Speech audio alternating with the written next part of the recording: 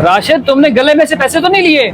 हिसाब में फर्क आ रहा है। नहीं भाई, मैंने तो नहीं उठाए। दुकान पे या तुम होते हो या मैं होता हूँ। अगर तुमने नहीं उठाया तो फिर किसने उठाए हैं? भाई अगर मुझे जरूरत हो तो मैं आपसे मांग लेता हूँ, मुझे क्या जरूरत है चोरी करने की?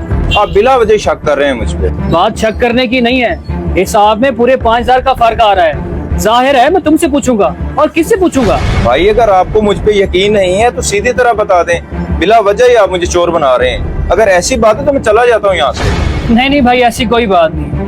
चलो ठीक है, तुम काम करो, मैं देखता हूँ। ये काम तो मुझे इसी का लगता है, कुछ करना पड़ेगा, करता हूँ इसका बंदोबस्त। राशिद, जरा दुकान का ख्याल रखना, मैं जरा काम जा रहा हूँ, शाम तक आ जाऊंगा। चलें, कोई बात नहीं, ठीक है। अस्सलाम वालेकुम नदीम भाई। वालेकुम अस्सलाम भाईजान, कैसे आना हुआ? नदीम भाई, आजकल मेरी दुकान में कोई हिसाब किताब में गड़बड़ हो रही है, और राशिद आपका बड़ा दोस्त है, तो मुझे आपकी उस सिलसिले में कुछ मदद चाहिए। जी भाई, मैं आपकी कैसे मदद कर सकता हूँ? नदीम भाई, बस छोटा सा काम करना है आपने मेरा। बैठे, मैं आपको समझाता हूँ।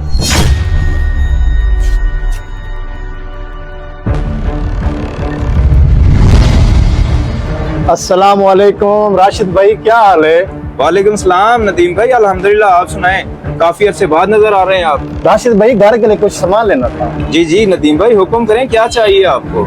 ये सन ब्लॉक था रिवाज वाला, और सामने वेटनिंग फेस वॉश है, ये भी बता दो।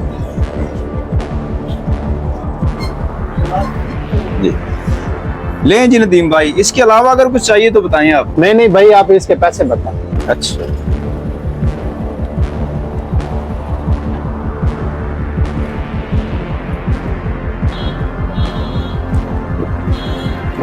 नदीम भाई आपका 7,000 हो गया है। ये ले भाई।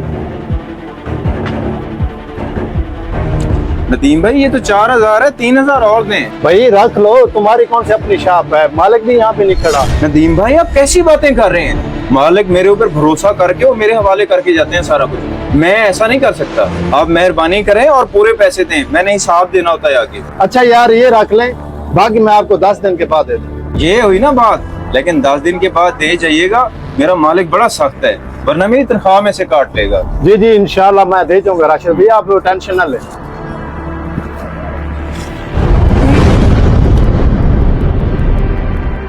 यार 10 दिन से ज्यादा हो गए, नदीम भाई ने पैसे नहीं भेजे अभी तक। चलो खैर, मालिक से तनख्वाह में से कटा लूंगा और नदीम से मैं खुद ही ले लूंगा बात।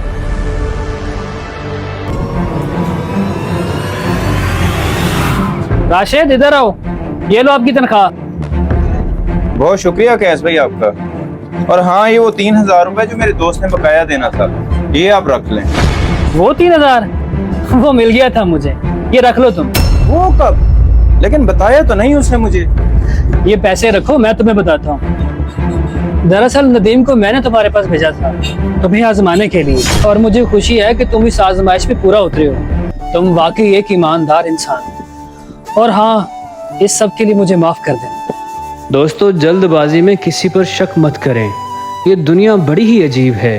ये ईमानदार को बेवकूफ़, बेईमान को अक्लमंद और बेहया को खूबसूरत कहती है।